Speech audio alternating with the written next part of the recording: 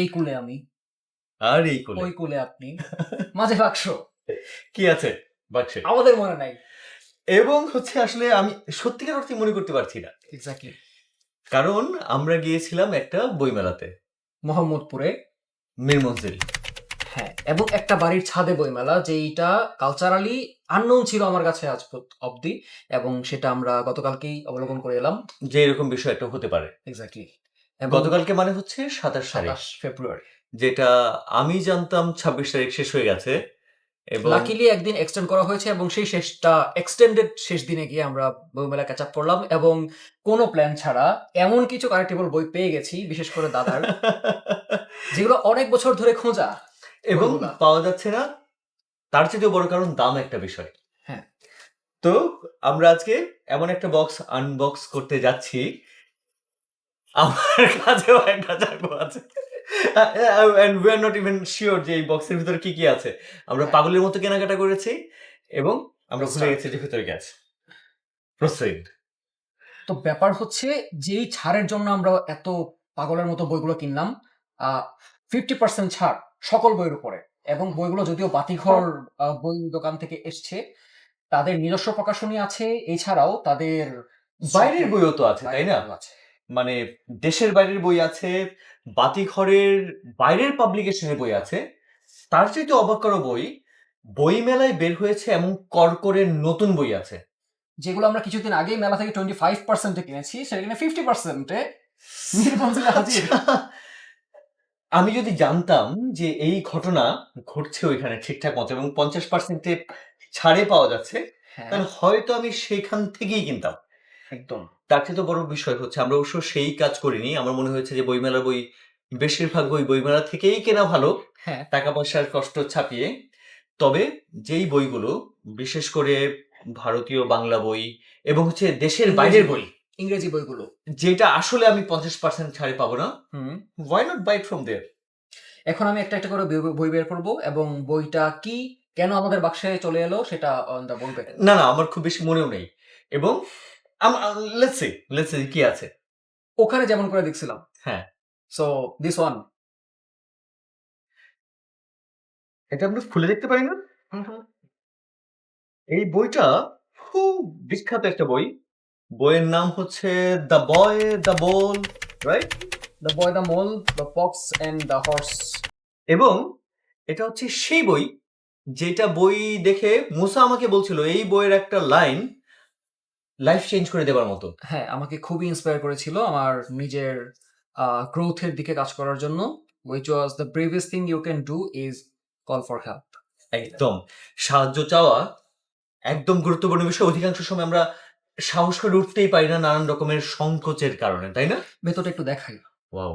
এই যে শুধু তাই না, এর ভেতরে আরো কিছু লেখাগুলো আছে, ছবি আছে সাথে সাথে। এই বইটা পড়তে দেখতে খুব বেশি সময় লাগবে না, কিন্তু আমি নিশ্চিত যে আসলে এর আবেদন অনুভব করবার বিষয়টা দুর্দান্ত। ছবিটা সুন্দরটা এবং সিনেমাটাতে এই ফ্রেমগুলাই অবিকল রেপ্লিকেট করা হয়েছিল। অ্যামেজিং। আমরা পরের বই চলে যাই। পরের বই দ্য গ্রেট গ্যাটসবি। এর graphic novel, right? Great Gatsby নিয়ে আলাদা করে বলবার কিছু নেই, অসাধারণ একটা বই, ইটস আ ক্লাসিক। কিন্তু গ্রাফিক নভেল হিসেবে এই ভার্সনটা দুর্দান্ত, পড়ে দেখবার মতো একটা বই। খুব বেশি আলাপ না, আমাদের বক্সে অনেক বই। বেলজার। ও বেলজার, এইটা বক্সে আসছে এটার দাম কম এই কারণে 250 টাকা। অরিজিনাল ব্যথা পাইনি। না, না, না। অরিজিনাল বেলজার এটা 250 টাকা, মানে নীলক্ষেতে এমন দামে পাওয়া যেতে পারে নীলক্ষেত প্রিন্ট, কিন্তু ইজ দ্য অরিজিনাল ওয়ান ছেড়ে আসতে পারিনি। এবং also a classic one, Bell Jar, right? তারপর আচ্ছা, এইটা হচ্ছে এইবারের বই মেলায় বের হওয়া দুর্দান্ত একটা বই, পুঁথি থেকে বের হয়েছে, বার্লিন থেকে মস্কো। এটা হচ্ছে আমাদের দ্বিতীয় বিশ্বযুদ্ধের সেই কঠিনতম সময়ের দুর্দান্ত একটা বই, অসাধারণ ডকুমেন্টারি। বইয়ের দাম পুঁথি থেকে যেটা বের হয়েছে এক্সপেন্সিভ। আমি যদি চট করে দেখে ফেলি, এই বইটার দাম হচ্ছে 1255 টাকা। 50% 625। 625। এই বইয়ের কন্টেন্ট, এই বইয়ের অনুবাদ নিয়ে আলাদা করে বলবার কিছু নেই। দারুণ বই, কিন্তু এত কম দামে মনে হয় আমরা বইমেলা থেকেও পাচ্ছিলাম না, একদম না, লোভে পড়ে। একদম। এটার কোড নেম বারবারোসা যে বইটা, সেটা আমি ইয়ে থেকে কিনেছি, মেলা চিন্তা থেকে। সূত্র থেকে। পুঁথির বই তো চিন্তা সূত্রে পাওয়া যাচ্ছে, হ্যাঁ, সেখান হ্যাঁ। থেকে। কিন্তু সাহস করে এখান থেকে আরেকটা বাংলা বই, গল্প সমগ্র আহমেদ সফার। এটা বোধহয় আমি একটু পুশ করে কিনেছিলাম এটা আপনাকে, কারণ এই বইটা আমার আছে। হ্যাঁ, এবং এটার ভেতরে চলে দুইটা গল্প গ্রন্থ দুইটা গল্প। এসছে, নিহত নক্ষত্র আর দোলো আমার কনক চাপা। দোলো আমার কনক চাপা হচ্ছে ছোটদের জন্য, আর নিহত নক্ষত্র হচ্ছে একটু বড়দের গল্পের বই। এবং ইন্টারেস্টিংলি এখানে কিন্তু আমির সওদাগর নামে ভেলুয়া সুন্দরীর পুঁথিটা আছে। ও এইটা আমি বলেছিলাম 20 বছর ধরে ভেলুয়া সুন্দরীর পুঁথি হ্যাঁ, পড়ে বেড়াচ্ছি। হ্যাঁ, দিস ওয়াজ দ্য হিন্ট যে you are not এখানে far. আছে। মানে আমি আহমেদ সফা বলতে ওমকার বুঝি, হ্যাঁ। রাইট? বাঙালি মুসলমানের মন বুঝি। হুম। বাট এই বইটাও গল্পগুলোর স্বাদ একদম আলাদা, বিশেষ করে দুর্দান্ত। বাচ্চাদের জন্য যে গল্পগুলো লেখা হয়েছে। একদম। আচ্ছা, তারপরে এই বই ক্লাসিক, পদ্মা নদীর মাঝি। কাইয়ুম চৌধুরীর প্রচ্ছদ। আমরা মনে হয় কিনেছি শুধু কায়েম চৌধুরীর প্রচ্ছদ থেকে। আমাদের দুজনের কাছেই পদ্মা নদীর মাঝির এই বই আছে। এবং 110 টাকা ফেলে আসার ভাবা কোনো যায়? মানে হয় না।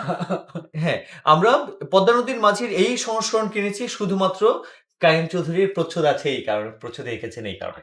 তারপরের বইটা, এটা এই মেলার হটকেক এবং ইমতিয়াজ শামীমের বই। ইমতিয়াজ শামীমের এই মেলায় দুটা বই নিয়ে খুবই আলোচনা হচ্ছিল, স্তোত্র পাঠের দিন কাল, আর এই হচ্ছে শঙ্খগহন শলভকাল। একদম এইবার বের হয়েছে। যারা ইমতিয়াজ শামীমকে চেনেন না, খুবই আন্ডাররেটেড, অসম্ভব ভালো লেখেন। তার ছোট বইটা আমরা পড়েছি না, নামটা আমার মনে হচ্ছে না, আত্মহত্যার সপক্ষে, তারপরে আমরা হেঁটেছি যারা, আমরা হেঁটেছি যারা, আমাদের চিঠি Right? চুকু ঝিকঝিক। দুর্দান্ত। এই মেলার খুবই আলোচিত ছিল, এবং এইটারও দাম দেখ এখানে। ইয়েস, এটার দাম 700 টাকা যদি আমার ভুল না হয়, হুম, এবং 700 টাকা, 700 টাকা। 350 টাকা। ওকে, ইজি পিক। আচ্ছা, এরপরে যে বইটা, সেটা হচ্ছে ছোটদের উদ্ভিদ বিজ্ঞান, দীনেন ভট্টাচার্য। আমার ভাগ্নির জন্য কিনা। মনে হচ্ছে গাছপালা চিনবে না, এইটুকু পেয়েছি। হ্যাঁ, গোলু আমরাও ডাকি, গোলুর জন্য কেনা। হ্যাঁ, সুন্দর সুন্দর ছবি আছে, সহজ করে গাছপালা উদ্ভিদ নিয়ে কথাবার্তা আছে। কালি তুলিতে আঁকা ছবিগুলো ইন্টারেস্টিংলি 4 রঙে খুবই ছাপা। সুন্দর, এবং হচ্ছে আমরা যখন দেখছিলাম মনে হচ্ছে আমাদের ছেলেবেলায় এই বই ছিল না কেন। হুম, এই ছাপাটা অ্যাকচুয়ালি সেই নস্টালজিয়ার প্রতি একটা কল করে একদম আর কি। একদম। এবং এইটা ঘরের মায়ের জন্য নকশার গঠন শৈলী। এটা মার জন্য কেনা বই। ভেতরে অ্যাকচুয়ালি সন্দেশের নকশা আছে, এবং সেটাকে আবার সুতার নকশাতেও কনভার্ট করা যায় বা ট্রান্সলেট করা যায়, কিন্তু এই নকশার আবেদনটা আমাদের কাছে যেমন, সেটা অ্যাকচুয়ালি মায়েদের হাত ধরে আসা। এবং আমি জানি না এখনকার মানুষজন এই কাজকর্ম করে কিনা ঘরে, কিন্তু আমাদের মায়েরা করতেন। সাহিত্য সংসদের বই, মানের ব্যাপারে কোনো প্রশ্ন নাই। না, দারুণ। তারপরেই আরে হ্যাঁ, আমাদের এই সিরিজের দুটো বই আছে, চিরকালের সেরা সুনির্মল বসুর এবং সম্ভবত বিভূতিভূষণের বইও একটু পরে দেখতে পাচ্ছি। তো সুনির্মল বসুর বইটা আমরা দেখাই। ও, ছবি আছে অনেক। ছবি। সুনির্মল বসু নিয়ে আমার আইডিয়া নেই, একটু বলেন। ওনার ছোট ছোট কবিতা এবং গল্প ছোটদের জন্য এত ঝরঝরে লেখা, হ্যাঁ, অসাধারণ। এবং উনি যেই সময় ছোটদের নিয়ে লিখতেন, সেই সময় খুব অল্প কিছু সাহিত্যিক আছে যারা ছোটদের কথা ভেবে লিখছেন। হ্যাঁ, দারুণ। এটাও ভাগ্নের জন্য। ওকে, তারপর ঐতিহাসিক কাহিনী সমগ্র, এটা হচ্ছে শ্রী পারাবত। পারাপত। আমরা ঐতিহাসিক কাহিনী সমগ্র বলতে ব্যোমকেশের রচয়িতাকে বল, শরদিন্দু বন্দ্যোপাধ্যায়। শরদিন্দু, তার একটা বই আছে। তার একটা বই বুঝি, তোর পিছনে খুঁজলে পাবি, এখানে পিছনে পুরো কালেকশন আছে। কিন্তু আমি দেখছিলাম সেটা, আমি এখন খুঁজে রাইট, কিন্তু হচ্ছে শ্রী পার্বত এই ঐতিহাসিক কাহিনী সমগ্র ছোট ছোট গল্পের মতো করে বলেছেন। আমার মনে হয় যারা ইতিহাস সম্বন্ধে টুকটাক জ্ঞান রাখেন এবং ইতিহাসের সম্বন্ধে কিছু ধারণা আছেন, এই বই চমৎকার একটা অনুভব দিবে। ইতিহাসের কথায় আরেকটা বই, অবন ঠাকুরের মারুতির পুঁথি। এইটার সাথে আপনার একটা ইতিহাস জড়িত আছে, প্লিজ। হ্যাঁ, মানে আমরা হচ্ছে যে পুঁথি পাঠ নিয়ে যারা জানে, মুসা ভালো পুঁথি পাঠ করে। হ্যাঁ, কিন্তু আমরা একবার একটা অনুষ্ঠানে পুঁথি পাঠের আয়োজন করছিলাম, তখন মনে হচ্ছিল যে কনভেনশনাল পুঁথি পাঠের যে বিষয়, তার বাইরে গিয়ে সেটাকে ছাপিয়ে ছোটদের জন্য হালকা স্যাটায়ার দিয়ে কোনো পুঁথি পাঠ হতে পারে কিনা। তখন জানা গেল অবন ঠাকুরের মারুতির পুঁথি বলে একটা পুঁথি আছে, যেটা শুধু ছোটদের না, একটু হিসেব করে পড়লে বড়রাও দারুণ আমেজে দারুণ আয়েশ করে আনন্দ করে পড়তে পারবে। সেটা হচ্ছে মারুতির পুঁথি। সো এই বইটা চট করে পাওয়া যায় না, আমরা সংগ্রহ করে ফেললাম। এটার দাম বেশি হলে আমরা কিনতাম বাইরে। একদম। তারপর সে চিরকালের সেরা আরেকটা বই, এটা আমার ভাগ্নে ভাগ্নির জন্য, বিভূতিভূষণ বন্দ্যোপাধ্যায়।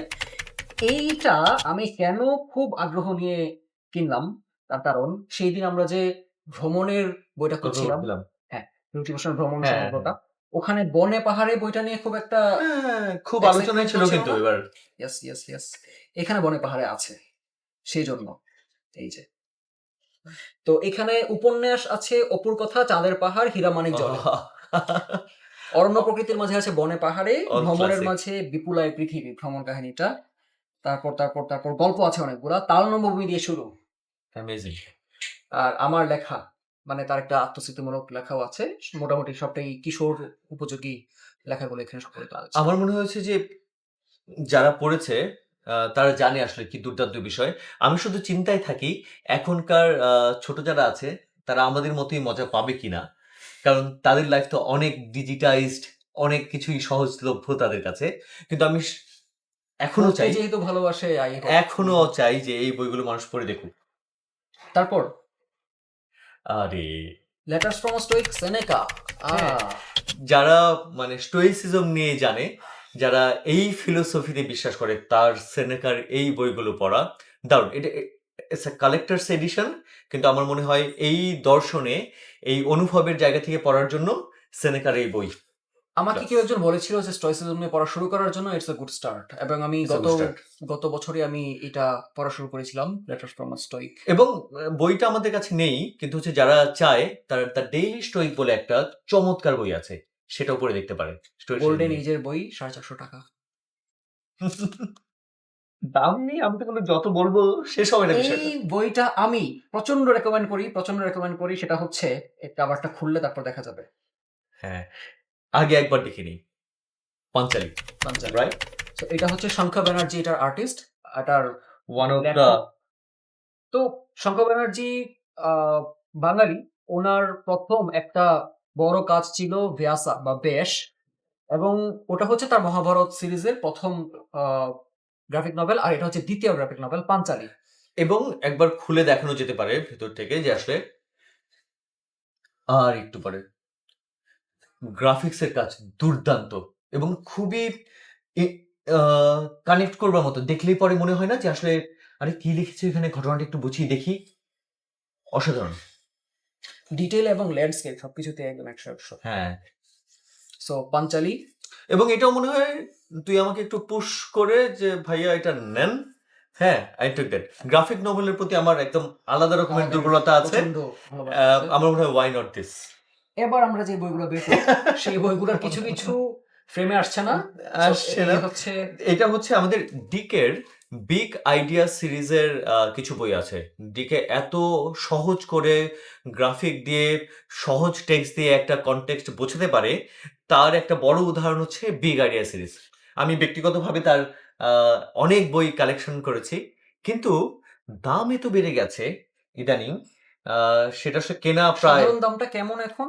এখন ৩,০০০ টাকার আশেপাশে, হুম। যেটা একসময় আমরা ১২০০-১৫০০ দিয়ে কিনতাম। আজকে কত দিয়ে কেনা হবে? ১১০০-১২০০ করে কিনেছি। মানে আজীবনের সবথেকে কম দামে আজকে পাওয়া। হ্যাঁ, সো এটা হচ্ছে মেডিসিন নিয়ে বিগ আইডিয়া সিরিজের একটা বই। ওষুধপত্র আগে কেমন ছিল, এখন কি ইউজ করি, এবং তার economical Did we engagement buy কেমন। the same book twice? এই আমরা তোকে বলেছি চেক করার জন্য। আমি কাউকে গিফট করে দিব। আমরা এত বই কিনেছি, ওদেরকে যখন স্ট্যাক করে দিয়েছি, এবং আমাদের ক্লাসিক্যাল মিউজিকেরও ২টা বই ছিল, সেটা ওরা ওরা কি সরিয়ে দুইবার নিয়েছে। বিল করছে একটা এটা বই? এটা ২ বার বিল করেছে। ক্লাসিক্যাল আচ্ছা। মিউজিক স্বর্ণ হয়েছে। হ্যাঁ, মাই আচ্ছা ঠিক আছে, ভালো। এইবার বলার কি আছে? তারপর আচ্ছা, এটা হচ্ছে ক্লাসিক্যাল মিউজিক নিয়ে। ঘরে নাই তো? নাই, না, ঠিক আছে। সেটা আমরা মাকে দিয়ে ছবি তুলিয়ে তারপর ভেরিফাই করে গেছি যে ওটা কি ঘরে কি নাই। আছে কি কি নাই। এটা ক্লাসিক্যাল মিউজিক নিয়ে। চমৎকার একটা বই। এর পরেরটা হচ্ছে যারা আসলে অ্যাডভেঞ্চার রহস্য নিয়ে পছন্দ করেন, শার্লক হোমস। শার্লক হোমসের একটা চমৎকার বই। খুব সহজ সরল করে বলা শার্লক হোমসের গল্পগুলো কেন লেখা হয়েছিল, কোন ঘটনা কোত্থেকে এসছে এবং কেন আর্থার কোনান ডয়েল এই বই লিখতে পছন্দ করেন না, তারপরে এই বই লিখেছেন, তার একটা চমৎকার গল্প আছে শার্লক হোমসের এই কালেকশনটাতে। অ্যান্ড দ্য লিটারেচার বুক। ওহ চমৎকার! আমাদের হিস্ট্রির লিটারেচারের যে হিস্ট্রি তাকে ভাগ করা হয়েছে। সেখানে লিটারেরি জিনিয়াস কে আছেন সেই গল্প বলা হয়েছে এবং চমৎকার সব আ legendary বইয়ের বর্ণনাও আছে। সব মিলে ইটস আ কমপ্লিট প্যাকেজ। এইটা পড়লে পরে আমাদের লিটারেচার সম্পর্কে, ওয়ার্ল্ড লিটারেচার সম্পর্কে একটা চমৎকার আইডিয়া পাওয়া যাবে। মুসাম, কেন যেন মনে হচ্ছে না আঁটবে না, বুঝছিস? স্ট্যাক বড় হয়ে যাচ্ছে। মাথা আটতেছে না? ওকে, হ্যাঁ, ঠিক আছে, নাক বরাবর এসছে। হুম, হুম, হুম, হুম। হ্যাঁ, এরপরে কোনটা? তারপরেই দ্য বায়োলজি বুক। বায়োলজি বুক। এই বই নিয়ে আমার খুব বেশি ধারণা নেই। আমি শুধু হচ্ছে এই বইটার দাম কম তাই কিনেছি। আমি আশা করি যে বিগ আইডিয়া সিরিজের বায়োলজি সম্পর্কে তারা নিশ্চয়ই ভালো কিছু বলেছে। বাকিগুলোর মতো অ্যামেজিং হবে। We already have the physics book physics and আছে। History book. Film book we have, philosophy, feminism Yeah. We have it. Okay, তারপরেরটা অল টাইম ফেভারিট সুকুমার রায়ের সমগ্র। এটা নিয়ে উড়াল দেওয়ার জন্য আমি সংগ্রহে যোগ করেছি। এটা যদি আমি কখনো দেশ যদি ছাড়ি, মানে বাংলা ছাড়ি, তাহলে এই বইটা আমার সাথে যাবে। সেটা হচ্ছে সুকুমার সমগ্র। আমার ছোটবেলার পড়া প্রথম দিককার বইগুলোর একটা। এবং আমার এই বইয়ের হেন কোনো কবিতা নাই যে আমাদের পড়া হয় নাই। শুধুমাত্র এই বইয়ের ফন্ট নিয়ে আমার একটা অবজারভেশন ছিল, খুবই ছোট ছোট খুবই ফন্টে ছোট, লেখা। খুবই ছোট। এবং মজার ব্যাপার, এটা নিয়ে কিন্তু ছোটবেলায় কোনো অভিযোগ ছিল না। আমি এটাই পড়ছিলাম। আমার ধারণা তখন আমাদের চোখে ঝামেলা ছিল না, এখন বয়স বাড়ছে। রাইট। তবে এইখানকার আরো একটা ভালো বিষয়, এই যত আঁকা পেইন্টিংস আছে, এখানে ছোট ছোট ছবি আছে, সব ওনার নিজের হাতে আঁকা। সুকুমার রায় নিজের হাতে করা। এবং আরে কথা অমৃত সমান, নৃসিংহ প্রসাদ ভাদুরীর এই বইটা হচ্ছে আমাদের বক্সের শেষ বই। এবং মহাভারত কেন্দ্রিক একটা লেখনীর সংকলন এটা। এটা সিরিজের প্রথম বই এবং সিরিজের আরো বই এসেই যাচ্ছে, অনেকগুলো বই এসেই আছে। যাচ্ছে। এবং এর আগে তার বেশ কিছু চরিত্র নিয়ে কাজ আছে। মহাভারতের প্রতিনায়করা আছে, মহাভারতের নারী চরিত্রদেরকে নিয়ে বই আছে এবং আমরা আজকে আলাপ করছিলাম যে বাংলায় এখন অনেকেই মহাভারতের বিভিন্ন চরিত্র নিয়ে লিখছে। সম্ভবত তারা একবার উনাকে সালাম দিয়ে, সালাম ঠুকে তারপর বই লিখতে শুরু করে।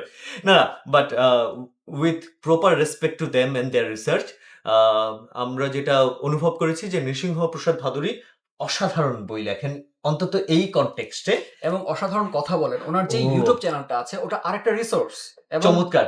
এবং দেখলেই মনে একটা শান্তি শান্তি ভাব আসে না? Exactly. কি চমৎকার একটা অনুভব মানে নিয়ে কথা বলছেন। আমি যে এই মানুষটার জামানায় এক্সিস্ট করছি, উনি যে এখনো বলে যাচ্ছেন আমি শুনতেছি, ওনার একটা এপিসোড আসছে লাইভে, এটাই আমার কাছে অনেক ব্লেসিং লাগে। চমৎকার একটা বিষয়। আমার মনে হয় আমাদের বক্সে একটা একটা ডাবল ডাবল ছাড়া বই এই হচ্ছে ছাড়া। আমাদের বক্স ছিল। মানে আমরা পুরো বাক্স ধরে বাজার করা বইয়ের ওয়াও! জীবনে বারবার ঘটে না। আমার মনে হয় এখান থেকে কেউ কেউ হয়তো কোনো কোনো একটা বইয়ের রেকমেন্ডেশন পেতে পারেন যেটা তার কাজে লাগবে। And we pray that তারাও সাশ্রয়ী মূল্যে বইগুলো কোথাও থেকে সংগ্রহ করতে পারুক। করবে। এখানে ওরা যথেষ্ট মীর মনজিলের একটা আয়োজন ছিল এটা। হ্যাঁ। ওই বাড়িতেই, মোহাম্মদপুরের বাড়িতে। আমরা আশা করি যে এরকম আয়োজন বারবার হোক। আমরা আশা করি পাঠকের এরকম সুযোগ বারবার আসুক। তাহলে হয়তো আমাদের বাইরে থেকে গিয়ে অনেক দাম দিয়ে বই না কিনে আমরা এখান থেকেই কিনতে পারবো। এক্স্যাক্টলি। শেষে দুটো তথ্য যোগ করে দেই। যেহেতু এটা মোহাম্মদপুরের বইমেলা নামে আমরা সামনে পোস্টার দেখতে পেলাম। এটা বাতিঘর, এটাতে সহযোগিতা করেছেন। বাতিঘরের সংগ্রহের বইগুলোই সব ছিল। সবগুলো বই ছিল। কিন্তু আয়োজনের মূল সূত্রধর কিন্তু মীর মনজিল এবং মীর মনজিলের ফ্যামিলি, যারা নিজস্ব উদ্যোগে এবং নিজস্ব কন্ট্রিবিউশনে বাতিঘরকে জায়গা দিয়েছেন এবং এই 50% ইনসেইন ছাড়টা পাওয়া নিশ্চিত করেছেন আমাদের জন্য। এবং এটা শুধুমাত্র বই প্রকাশকদের কাছ থেকে ছাড় না, এই ছাড়ের ব্যাপারটা ওনারা নিশ্চিত করেছেন। হ্যাঁ, মীর ওনাদের মনজিল নিশ্চিত করেছে। সাবসিডাইজড একটা cost. So Pathak should be grateful যে তারা We এটা are পাচ্ছে। grateful. We are grateful. এবং আমার মনে হয় যে এরকম আয়োজন বারবার হোক। আমাদের আয়োজন এখানে সমাপ্ত করতে হবে, কারণ যে বইগুলো আমরা চোখের সামনে বের করলাম এগুলো এখন ঘেটে দেখতে হবে আর বিদায় নিতে হবে দর্শকদের কাছ থেকে। শুভরাত্রি। শুভরাত্রি।